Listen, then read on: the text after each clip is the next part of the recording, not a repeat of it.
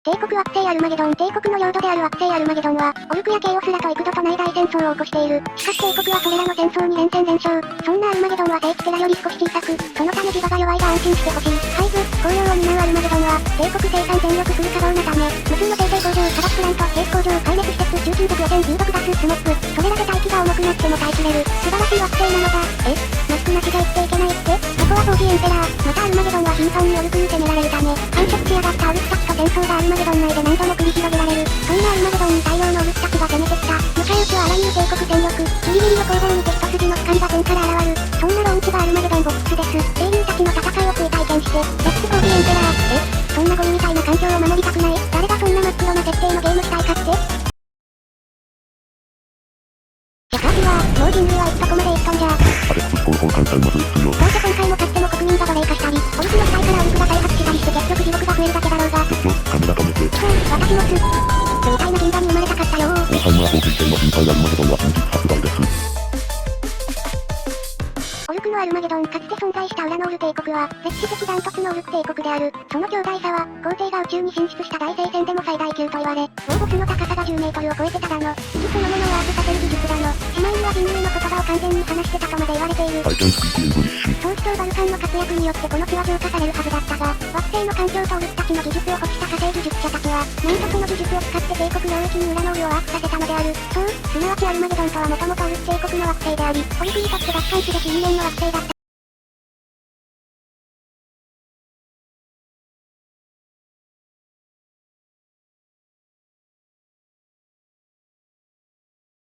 意味わかるやついる？わかんねえ。なんかもやるな。じゃあ俺らでアーマゲドンへ聖地巡礼だ。アー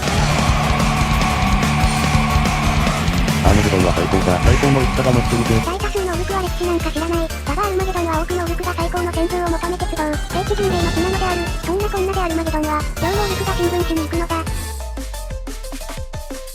ブラッドエンジェルのレッドサースト。始まってしまったか。何が起こってるんです？ブラッドエンジェルは戦いで血を流すほど、吸血衝動に駆られるレッドサーストという呪いに似た衝動があるのだ。スペースマリーンの手術には遺伝子抽出が必須であるが、どういうわけかブラッドエンジェルの遺伝子には、レッドサーストが遺伝子に組み込まれてしまい、戦団全てがこの衝動を抑えながら戦い続けてるのだ。しっかりしろ、耐えるんだ。オーハンマー買いたい。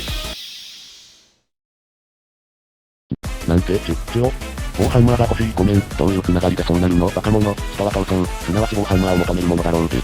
そうかな、安心しろ、6月くらいに出るローンチボックス。アルマゲドンにはブラッドエンジェルがいっぱいだ。待ってなんでオーハンマーの宣伝してるの？オーハンマー欲しい衝動を抑える一番の方法とは、まだ発売していない商品の購入を検討することである。それは別の症状だと思う。このインターセプター、よく見ればカラーを変えれば他戦団にも使えるのでは？いいところに気づいたな。ウルトラマリンやレイブンガードにしてもいいんだぞ。レッドサーストの解説なの？アルマゲドンの宣伝なの？耐えてみせる。そして、貯金値でアルマゲドン3箱買います。その息が悪化してるのでは？こうして、3人でオーハンマーしてレッドサーストを抑えた。第2次アルマゲドン戦役、ガズブッカル率いる大規模。アルマゲドンに侵攻してきた、惑星総督はアルマゲドンで戦う者の劣勢に陥るが、英雄やアリックがハイブの人々と力を合わせ見事な防戦。その間ハイブの人々はとかネズミを食べてたって？あれ美味しいですよね。そんな状況でもヤーリックは帝国民を鼓舞し、ブラッドエンジェルが駆けつけるまで持ちこたえたのです。ところでオリスとブラッドエンジェルって何か気づきませんか？そう、今回のローンチは過去のキャンペーンアルマゲドンを再加熱したものです。古参ユーザーも新参ユーザーもこの歴史的大決戦に、レッツフォージエンペラー。臆病とはいえ惑星総督訴えるとかひどくないかって？ほんまそれな。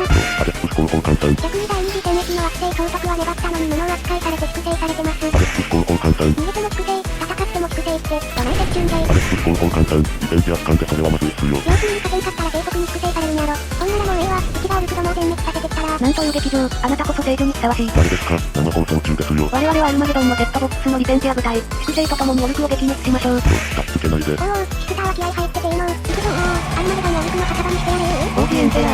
アルマゲドン箱は6月発売と思われます。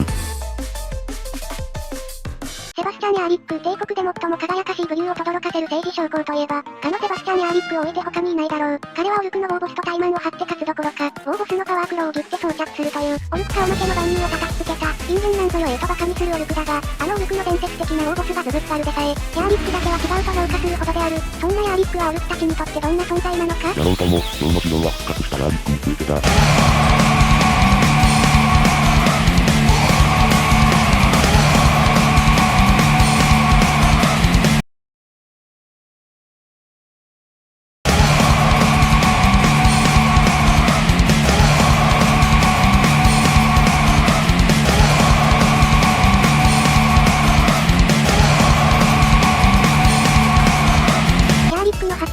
界中のウォーハンマーファンも多分こんな感じである。ブラッドエンジェルのブラックレイジ。おー、やばい、ブラックレイジだ。おい何が起こってる？ブラッドエンジェルのブラックレイジとは、レッドサーストよりも重い呪いである。この衝動に飲まれると、遺伝子に宿る総主張サングエニウスの死の記憶を目覚めさせ、目の前の戦場がサングエニウスの最後の瞬間、すなわちコルスの大落の最終局面に見えてしまうのだ。その戦いたるや凄まじく、かの総主張を体現したような戦闘力で暴れ回るが、呪われし残念に囚われた戦士に敵味方の区別はつかず、悲しき挑戦士としての最後を迎えるまで暴れ続けるのだ。そんな、死ぬまでこの呪いから解放されないなんて、ホルスヘレシー変えたい。またこのパターン、若者、ホルスヘレシーこそホルスの大学を追体験できるゲーム。ブラックレイジを抑えるこれ以上ないゲームなのだ。じゃさっさとストアイコンな、そう簡単に行くものか。ホルスヘレシーは、ちょっと初心者が手をつけにくいミニチュアなのだ。知らんがな。ホルスヘレシーはまず日本語訳がされておらず、同じユニットを正義側の中性派と敵側の反落派で、同時に使えてしまうのだ。そのため公式ページを見ても一元さんは当然迷うことになる。また商品の説明するんだ。落ち着け、ローンチ3箱買うんだろ。普通にローンチ1箱にしたらええやん。よく見ろ。今度のローンチはこの通りブラッドエンジェルのデカールが封入されてる。は、ってことは、そうだ。このデカールをホルスヘレシーのミニチュアに貼れば、キュアーナで戦うブラッドエンジェルを作ることができるぞ。ローンチまで耐える。その域だ。ホルスヘレシーもその特感。また症状強めてない。こうして3人はホルスヘレシーの勉強をした。第3次アルマゲドン戦役、第2次アルマゲドン戦役から約57年後、ガズブッタルはさらなる。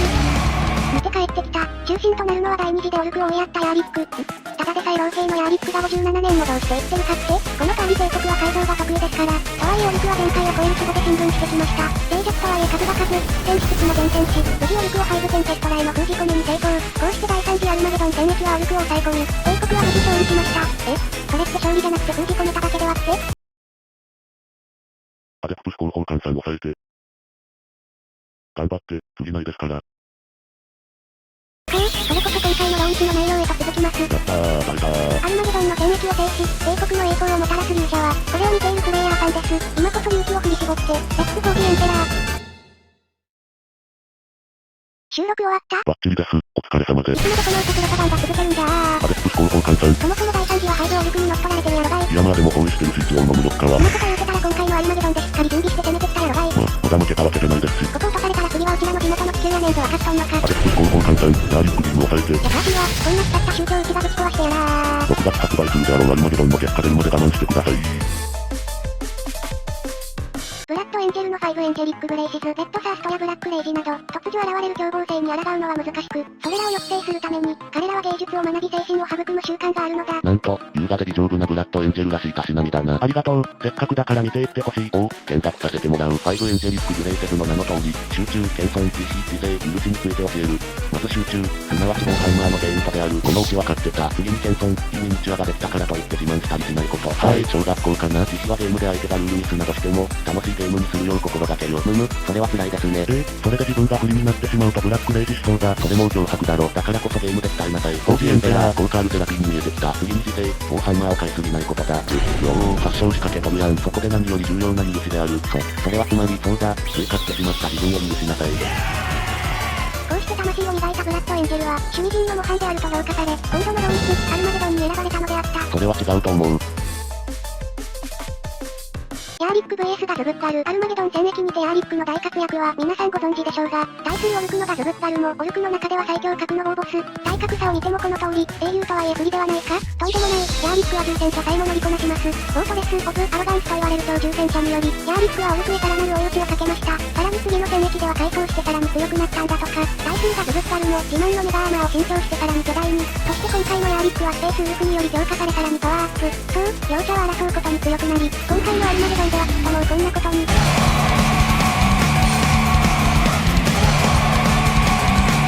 アデプトス広報換算、放送時間ですよ。むにゃむにゃ。あ。超重戦車 VS 巨大メカ。うひっひっひ。たまんねえ。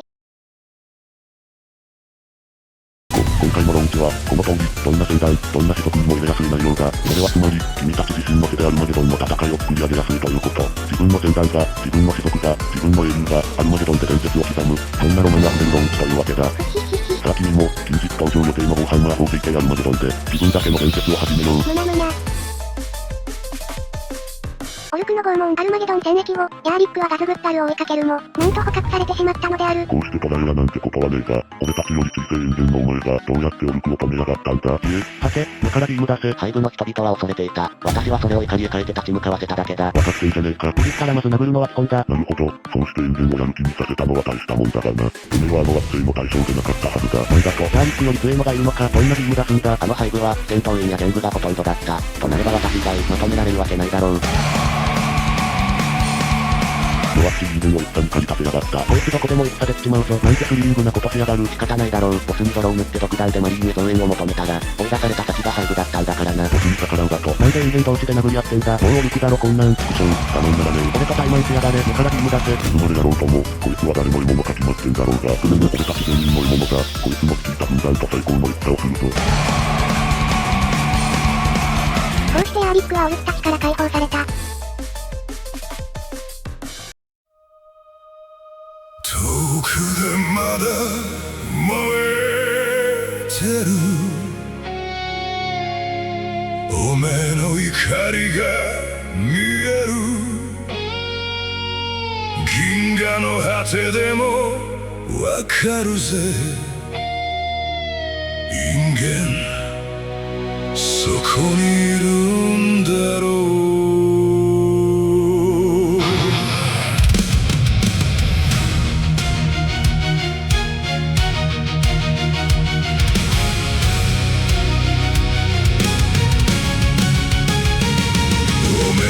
怒りを感じるだけで時間なんざ過ぎてゆくぜ向かってくる人間どもにお前の劇場を見ているまだお前は遠いところにいるだがこの戦に全部くれてやるこの戦にずっと溺れてもいいおめえとの戦いが俺様の楽しみなんだ手を抜きたくねえんだ必須だってしたくねえ何せおめえがバチバチに戦うから